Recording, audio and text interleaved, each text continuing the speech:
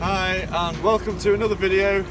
You join us today on the boat in a very misty morning on the Ribble estuary. We're going to try and do some mixed species fishing today. It might be a lot of inshore stuff. We're going to make a run out now to some deeper water and see if we can get onto some tote, smooth hounds, rays, stuff like that. And if not, if we cut something rough or anything, we'll move inshore and try and get some other species. But we'll keep you in tow and let you know how we get on.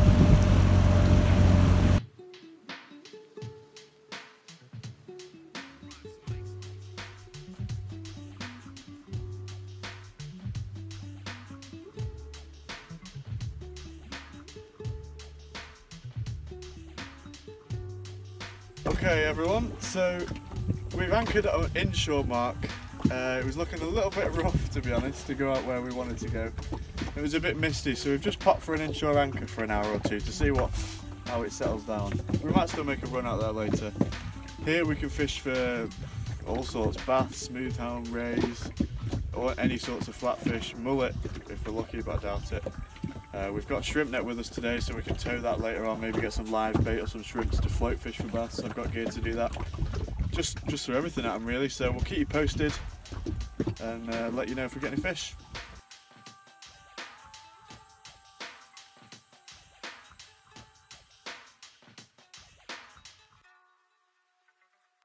Well, that was absolutely rubbish. We caught absolutely nothing. I really thought we would have been pulling out flounder, eels and maybe a bass if we're lucky. But we've had a few tiny niggly little bites and nothing else, and we've caught nothing. So I think we're going to run up now, tow the shrimp net. I'll film that. It's not really angling, but in case it's of interest to anyone. We'll film that, get some live bait, and then we can perhaps fish on the drift. Try catch some plaice, some sole, and we can get the float rod out for some bass as well. So we'll do that now.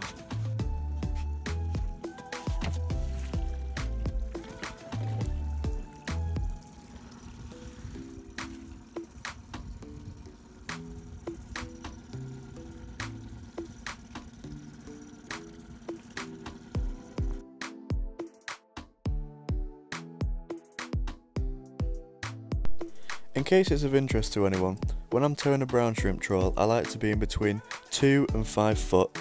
Of course, depth sounders will make this easy, but I tend to use a stick just to keep in touch with exactly how the bottom is as I go along. Well, in here we've got 2 weaver fish.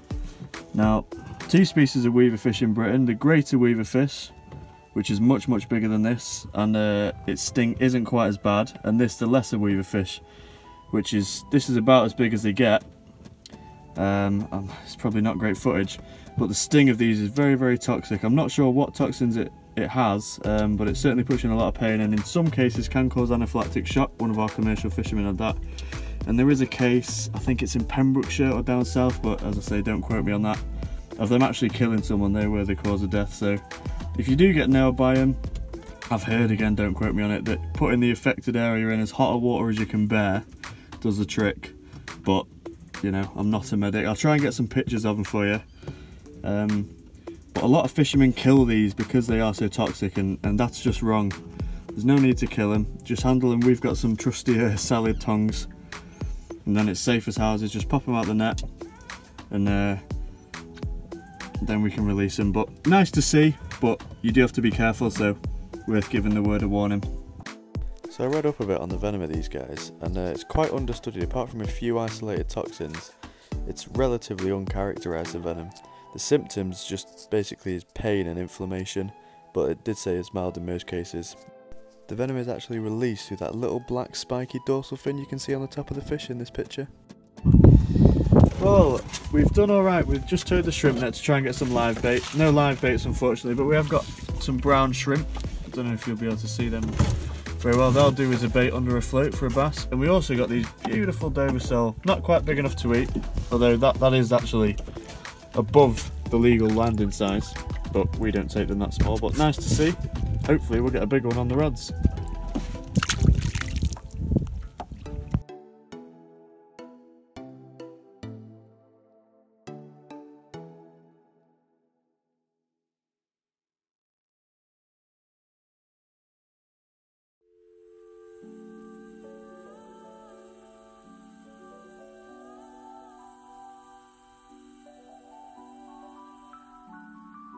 Sorry, I might have been a bit hectic and not recorded some stuff there.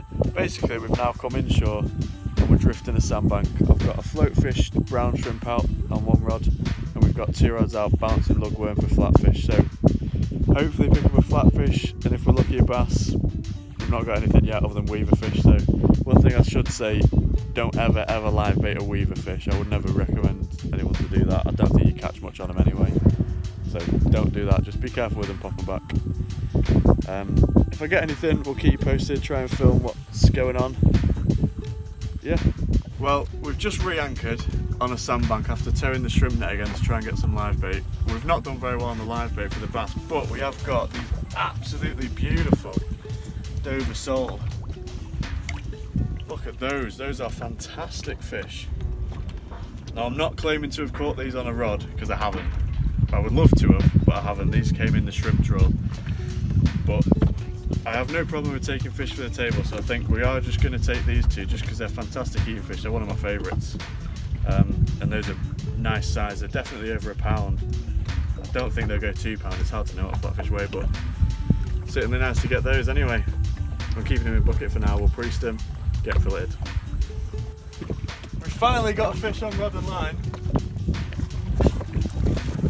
which is good.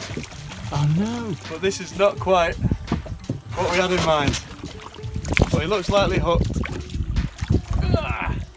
So not to worry. He's a good size. We've caught an eel. It's a big eel. It's not a bad eel. I'll give him that. This might be a bit of a bad clip because I'm going to drop him lots. But we've caught an eel. And it's quite a big eel at that. That's probably £1.5 to a £2 eel. I'm quite happy with that.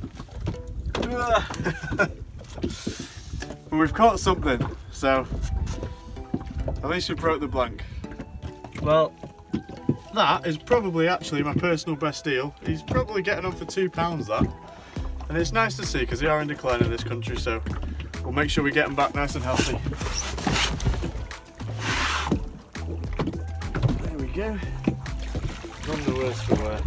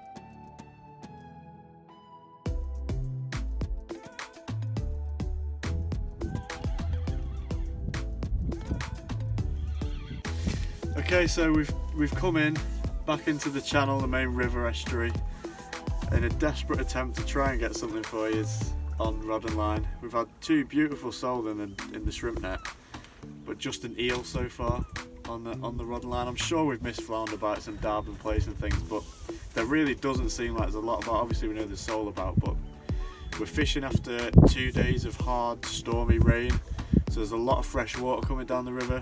All the commercial fishermen have said that that's bad news for fish, so that's going to be today's excuse.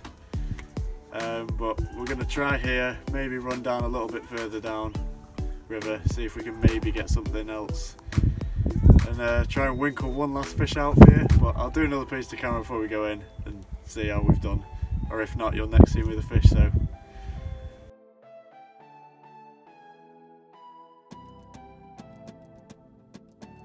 well, we didn't even catch a flounder, I'm afraid. It is just barren at the moment. We're just really struggling. We're going to run down, I think. We'll pull the anchor and we'll just drift home anyway. It's with the tide, and we'll just run a float down as we go down the wall with the shrimp on, see if we can pick up a last minute bass, but that's all I can do. Hopefully it'll work, but I can make no promises.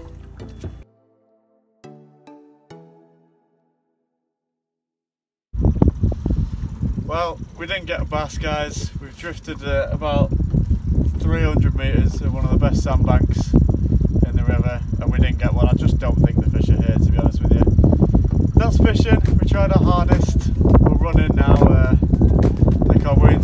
We shouldn't grumble. We've got two beautiful sole there.